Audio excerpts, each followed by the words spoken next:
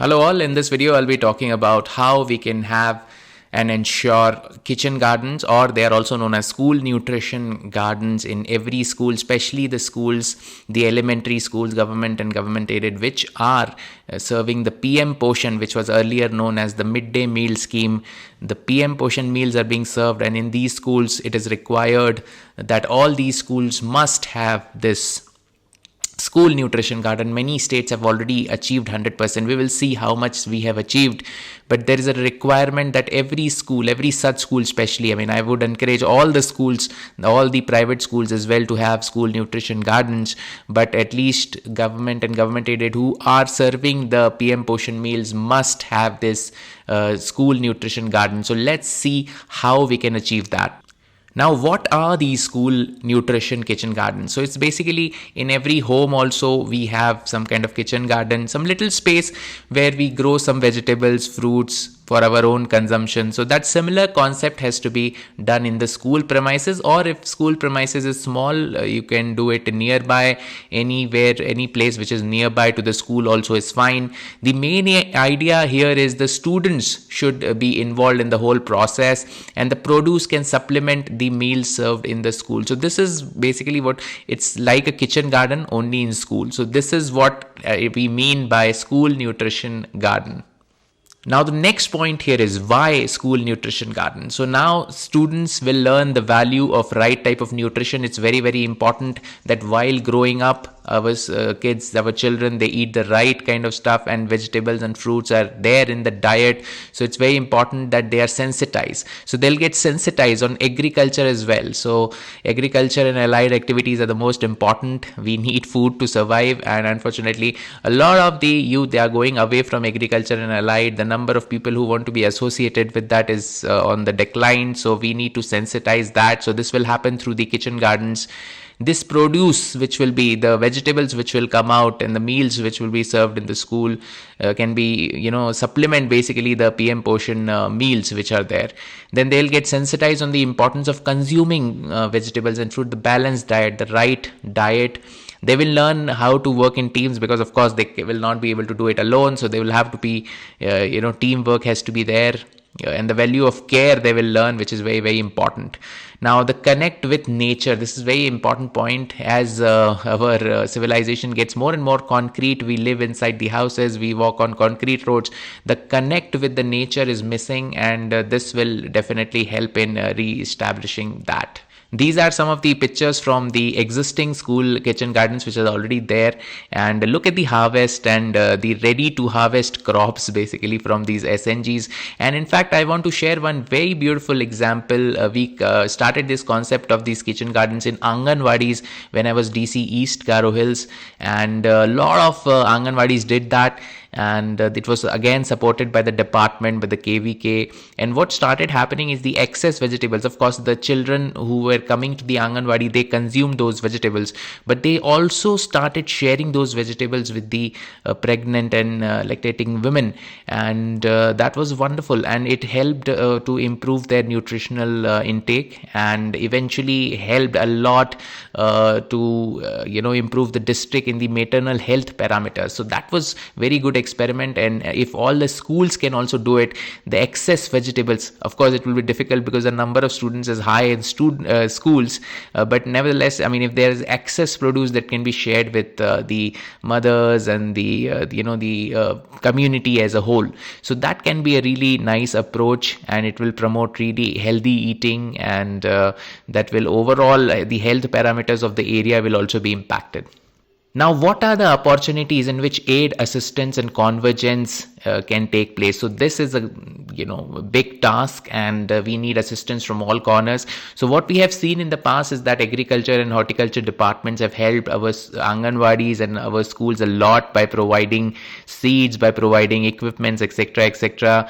And there are many villages where kitchen gardens have been made under MG and REGS. So that is extremely wonderful. Now, what more can be done? Community can be participative in this, and they can come in and get planters and saplings, and locally available vegetables are the wonderful idea, because the seeds and the saplings will be available in the village, and the self-help groups, the cooperatives can also be involved. So at the village level, I think that if the teachers take the initiative, teachers of the respective school take the initiative and bring everyone on board, this is a very simple thing, and once established, it will sustain and it will benefit everyone. So it has a lot of benefits, but it's a challenging task, of course, especially in the remote and rural areas where we don't get any resources. So you have to bring in all these institutions and bring in the parents, bring in the SHGs, bring in the local headmen, bring in the local administration, block administration, and I'm sure you can achieve it. So here I want to request all the teachers that they will have to do certain special initiatives. They will have to push from their side, and they will have to bring in all convergence possible opportunities together and make it happen. Every school should have a kitchen garden, and this aid, assistance, and convergence are the way to do it. These are some of the pictures from the existing kitchen gardens of the school, and you can see how together they are working. And on the picture in the middle right side, you can see the villagers and the parents of them are also coming together to work, and it's a really beautiful initiative. And the time they will spend in the nature, in growing, when they touch the soil, that connect with the nature, it will have great impact in the future. So we look forward to more of these pictures coming from other schools as well. These are some more pictures where you can see more community participation is there, and children are really enjoying the harvesting of vegetables. Now, one common problem which everyone will say, that our school does not have a school boundary, and there's stray cattle and this and that. So even if we try to plant, it gets disturbed. So one common solution, since we are bamboo rich state and bamboo is easily available, or wood is easily available, so this community can do this, that they can create a bamboo fencing for all this small areas. Generally, the area which the schools have for kitchen gardens are very small, so this not much of a bamboo will also be required. So this is a local solution, and community can be mobilized to do that, or MG and RGS can be used. Now, community and self-help groups may also be roped in for setting up SNGs. So SHGs are everywhere. We have a good penetration of SHGs. Almost all the women in rural areas in Meghalaya are part of some SHG. So they have also a lot of activities going on. So they can be roped in. I'm sure their kids are studying in that school, so they would love to help out in improving the school. So SHGs can also be roped in to make this happen. Another point which schools mention is that they don't have a big area. So you don't need a big area to have a kitchen garden. Even a 10 by 10, 10 feet by 10 feet area, grow something. The idea is to exemplify. Even if you don't get enough produce, the idea is the students should learn how to grow these vegetables. They should learn the importance of the relevance of these vegetables, the nutritional aspect of these vegetables and fruits. So that is, you can show in a small patch of land as well. So if you don't have a huge area or land to do this, don't worry, just do it in a small portion of land. And also those who have big areas, you can distribute between classes. This area will be maintained by this classes, this area will be maintained at this classes. So in both cases, the idea is to inculcate that connect with nature, to show them the importance of vegetable, and so that they can grow themselves also in their house, and they can eat healthy and live healthy. So that is the basic idea. So area, how much you have should not have any impact on your initiatives. Now you can also teach them to how use rainwater. So Meghalaya is maximum rainfall in the country, and we should use this to our advantage. Agriculture and allied activities require a lot of water. So if you have kitchen garden, you will require water as well. And we should definitely use rainwater, and that way children will also learn the importance of rainwater harvesting and groundwater recharge. Now kitchen waste can be channelized. So these PM portion meals are being served in this school, and they are having a kitchen. So of course, when you have a kitchen, there's a kitchen waste. So kitchen waste can be made into compost, and the children can be sensitized on the act of composting. So this is very excellent that at the school level itself, they are sensitized. So when they grow up to become citizens, they will be responsible citizens. Wherever they will live, they will compost their kitchen waste and make it a habit, make it a lifestyle. So this is a very excellent way to teach them also all these wonderful things like rainwater harvesting, using kitchen waste and composting it and making into a compost, and then again using in the kitchen garden. So these are brilliant ways which we must teach our students, and a school nutrition garden will just be the best way to do that.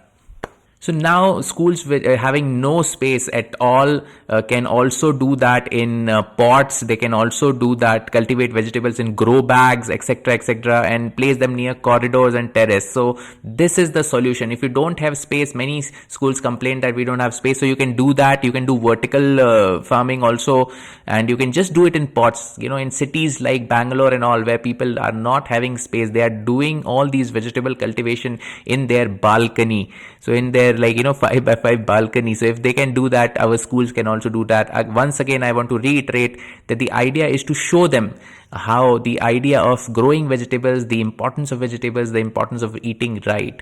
So even if you have small space or no space, use pots, use different kind of planters, be innovative, and use whatever space you have to have a nutrition garden.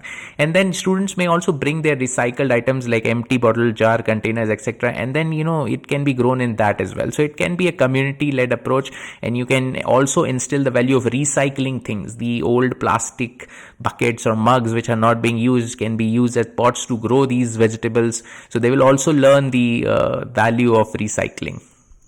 So these are the list of the vegetables which can grow here. Meghalaya, we are rich in local vegetables as well. So I encourage all the schools to use that and grow local vegetables, because they grow easily, they will require less attention, and also the seeds and saplings will be available.